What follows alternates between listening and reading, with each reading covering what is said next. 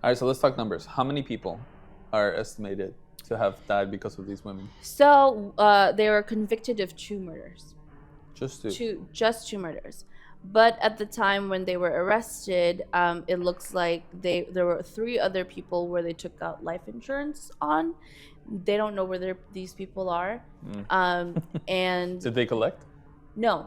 Oh, okay. No, So they no, never no. collected. No, either they were, they just ran away. There was one witness, there was one homeless man who became also a strong witness for them, who he ran away from the apartment. Like he knew them for like, I think it was like 8 months.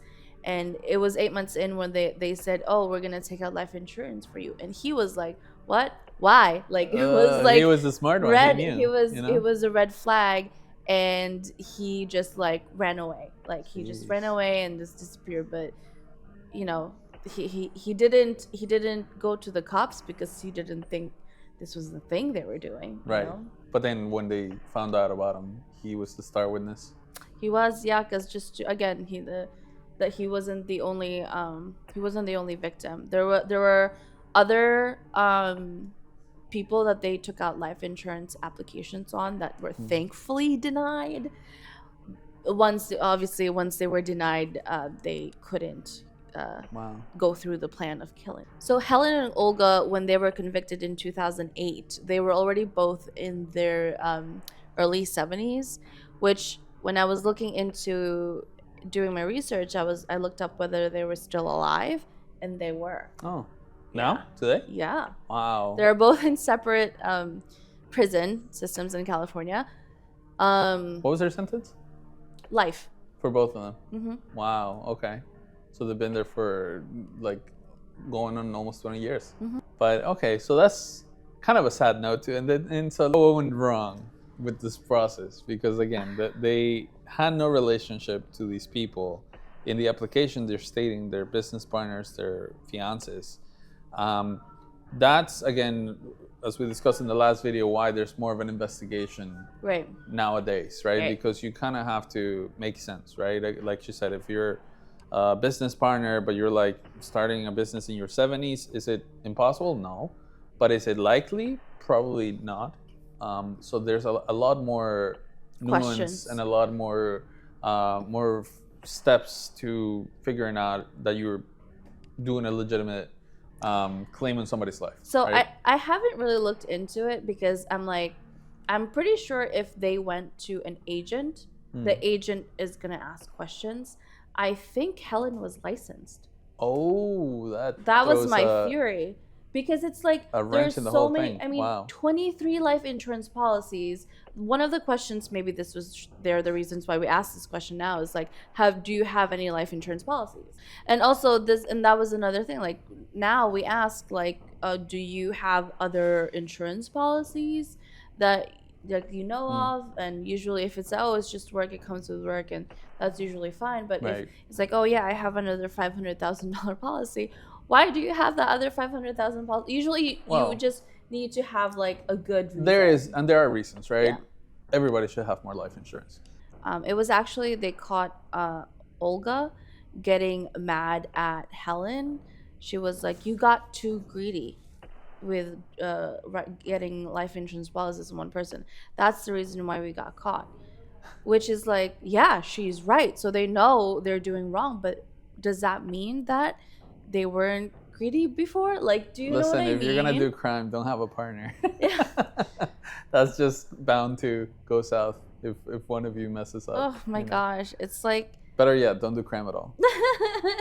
We don't endorse crime. No, we do not. And another reason why we wanted to do this is not that we find it like cool or anything like that. It's just because there's this aura around life insurance that it's either morbid or it's like boring and pointless, right? There's so much around our lives that revolves around life insurance, which sometimes is this messed up stuff, right? Like somebody who saw an opportunity to screw somebody over and make a lot of money, and they did it through life insurance, which for somebody who doesn't know anything about life insurance, they might have been like, what the, like, I thought life insurance was this boring thing that they force on you because they think they're never gonna die. Yeah. But it's everywhere, and you should always be aware of the dangers of the world, which unfortunately are everywhere.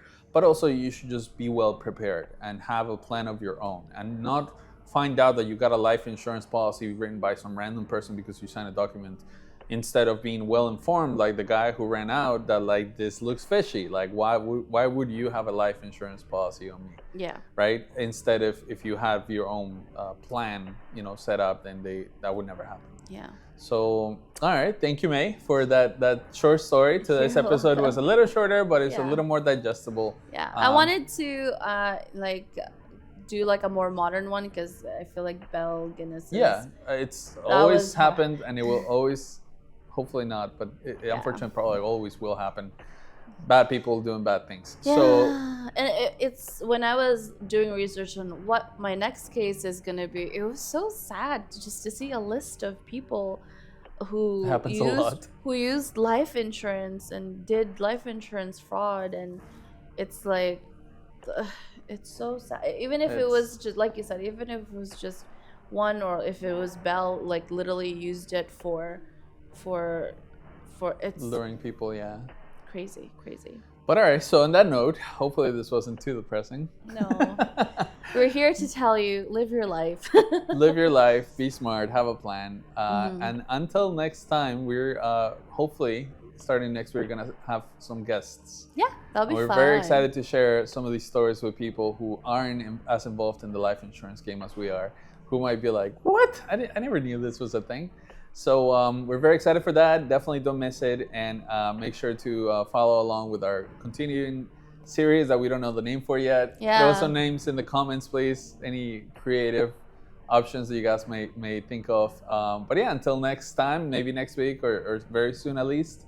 I'm Cesar. And I am May. And we're the Farmers Insurance Cesar Pineda Agency, and we can help you with obviously life insurance, car insurance, home insurance, motorcycle insurance, ATV insurance, landlord insurance, workers' compensation, anything you need. But yeah, so we'll see you next week. Thank you, May. Thank you for having me. All right, bye-bye. Bye.